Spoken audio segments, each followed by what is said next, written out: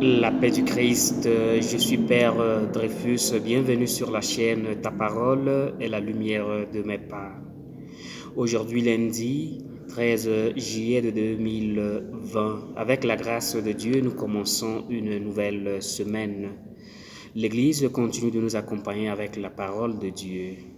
Au début de cette semaine, l'Église nous propose l'Évangile selon saint Matthieu, au chapitre 10, le verset 34 jusqu'au chapitre 11, le premier verset, pour notre méditation. Aujourd'hui, l'évangéliste saint Matthieu nous présente la dernière partie du discours missionnaire du chapitre 10 que nous sommes en train de lire depuis la semaine dernière. Et il le fait avec quelques affirmations paradoxales de Jésus. Je cite, « Ne croyez pas que je sois venu apporter la paix sur la terre. Je ne suis pas venu apporter la paix, mais le glaive. Oui, je suis venu séparer l'homme de son père, la fille de sa mère, la belle-fille de sa belle-mère. Celui qui ne prend pas sa croix et ne me suit pas n'est pas digne de moi. Qui veut garder sa vie pour soi la perdra, qui perdra sa vie à cause de moi la gardera. » Fin de citation. Je ne suis pas venu apporter la paix, mais le glaive. Jésus parle toujours de paix. Alors, comment comprendre la phrase de l'évangile d'aujourd'hui qui semble dire le contraire, contredire les précédentes affirmations de Jésus? Certes, ici, Jésus ne contredit pas les recommandations de paix qu'il avait faites, ni des béatitudes avec lesquelles il louait les pacifiques et les miséricordieux, ni le commandement d'aimer les parents.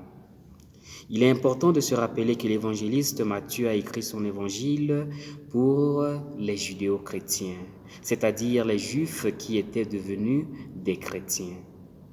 L'annonce de la vérité qui disait que Jésus était le Messie était devenue la cause de nombreuses divisions parmi les Juifs.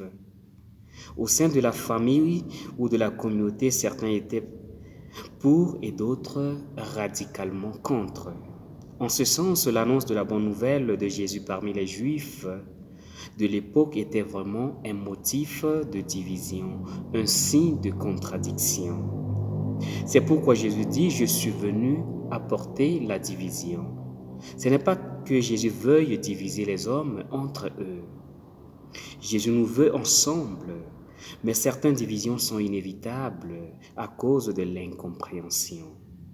Plusieurs fois, vivre la foi en Jésus-Christ conduira à des malentendus avec certains membres de la famille ou groupe d'amis. Ce n'est pas tout le monde qui comprend pourquoi certaines personnes choisissent d'être chrétiens. Tout le monde n'accepte pas notre foi. Et cela divise. C'est de cette division dont parle Jésus dans cet évangile. Les différentes manières dont l'évangile est accepté ou rejeté apportent leur propre peine. La foi, si elle est cohérente, ne nous laisse pas en paix.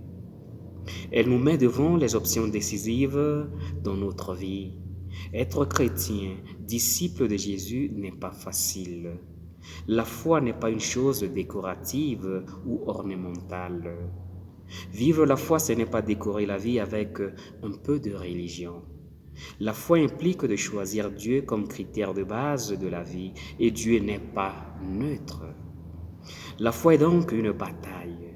Certes, Jésus est notre paix, notre réconciliation.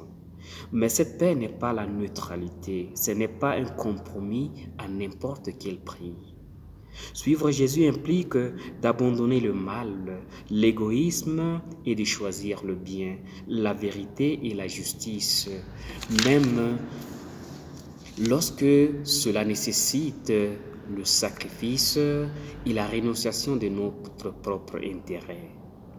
Et cela divise également les relations avec ceux qui nous sont proches. Il peut arriver qu'au sein de notre famille et dans le groupe de ceux qui nous sont proches surgissent des malentendus ou des rejets du fait que nous sommes chrétiens. Si cela arrive, Jésus nous recommande de ne pas répondre par la haine ou le rejet, mais par l'acceptation de cette réalité sous forme de croix que nous sommes appelés à porter pour le suivre. Lorsque nous éprouvons le rejet des nôtres, le Seigneur nous appelle à ne pas nous décourager et à nous souvenir que cela fait partie du chemin à parcourir pour le suivre. Je termine avec quelques questions qui nous aideront à méditer tout au long de cette semaine. As-tu déjà expérimenté le rejet au sein de ta famille ou là où tu travailles ou bien parmi tes amis? Comment tu as réagi? Que le Seigneur nous donne la force de le suivre même dans les moments difficiles. N'oubliez pas de cliquer sur s'abonner si vous ne l'avez pas encore fait. Que le Seigneur vous bénisse. Bonne semaine à toutes et à tous.